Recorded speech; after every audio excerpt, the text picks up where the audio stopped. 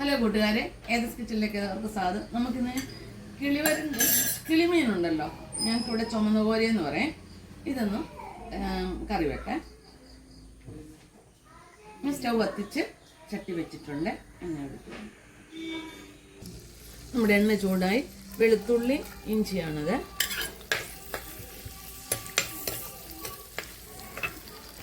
ഇതാണ് കരിയാപ്പില ഇടുവാണ്.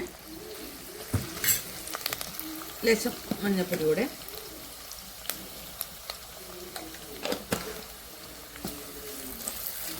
നമ്മുടെ ഇഞ്ചിയും വെളുത്തുള്ളിയെല്ലാം ഒന്ന് വഴഞ്ഞിട്ടുണ്ട്. അതിനകത്തേക്ക് ഞാൻ തോട്ടുപുളി ഇടുവാണ്. നമ്മുടെ ഇഞ്ചിയെല്ലാം വഴഞ്ഞിട്ടുണ്ട്. ഞാൻ തീ കുറച്ച് വെച്ച് എന്നിട്ട് നമുക്ക് മുളക് പൊടി ഇടാം.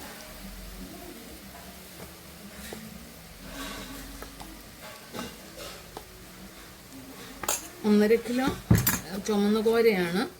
അതിന് ഞാൻ 6 ടീസ്പൂൺ മുളക് പൊടി എടുത്തിട്ടുണ്ട്. ഇവിടെ ഗ്രേവി വേണമുണ്ട് എല്ലാവർക്കും, അപ്പോൾ അതുകൊണ്ടാണ് മുളക് പൊടി കൂടുതലെടുത്തത്. ഇത് തല പോയി കഴിയുമ്പോൾ ഒന്നുമില്ല.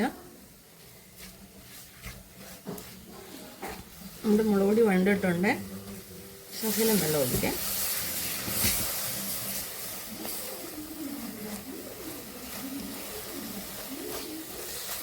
മുളക് പൊടിയെല്ലാം വഴണ്ട് റെഡിയായിട്ടുണ്ട്. ഇനി മീൻകറിക്ക് ആവശ്യം വെള്ളം ഒഴിക്കുവാണ്.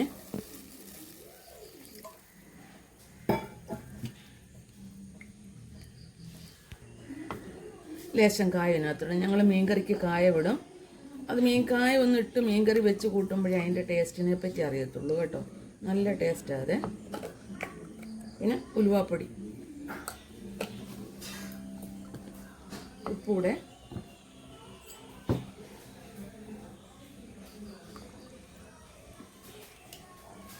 ഇതൊന്ന് വെട്ടി തിളച്ച് വരട്ടെ. നമ്മുടെ ഗ്രേവിയെല്ലാം തിളച്ച് മറിഞ്ഞിട്ടുണ്ട്. കോരയുണ്ടല്ലോ, ഞങ്ങളിവിടെ കോരയെന്ന് പറയും, കിളിമീനെന്ന് പറയും. ഒരു വില കേട്ട ഞെട്ടും.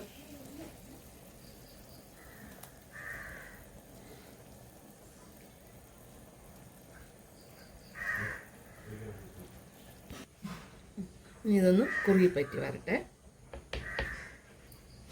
അടച്ചു. നമ്മുടെ കോരക്കറി റെഡി ആയിട്ടുണ്ട്. ആവശ്യത്തിന് ഗ്രേവിയൊക്കെ ഉണ്ട്. കപ്പ ഉപയോഗിക്കുന്നുണ്ട്, അപ്പം അതുകൊണ്ട് ഇച്ചിരി ഗ്രേവി കൂടുതലിട്ട് കേട്ടോ. പുളി ഉപ്പൊക്കെ കറക്റ്റാണ്. സ്റ്റൗ ഒക്കെ ആക്കാൻ പോവാണ്. ശകല എണ്ണയും കൂടെ ഇങ്ങനെ കറിവേപ്പിലയും കൂടെ ഇട്ട് ഇങ്ങനെ റെഡിയാക്കി വെക്കുക. സ്റ്റൗ ആക്കി. ഈ മീൻകറി ഇഷ്ടപ്പെട്ട ലൈക്ക് ചെയ്യാനും ഫോളോ ചെയ്യാനും മറക്കരുത്. ഉപേക്ഷ വിചാരിക്കരുത്. സ്റ്റൗ ഓഫ് ആക്കിയിട്ടുണ്ട് കേട്ടോ.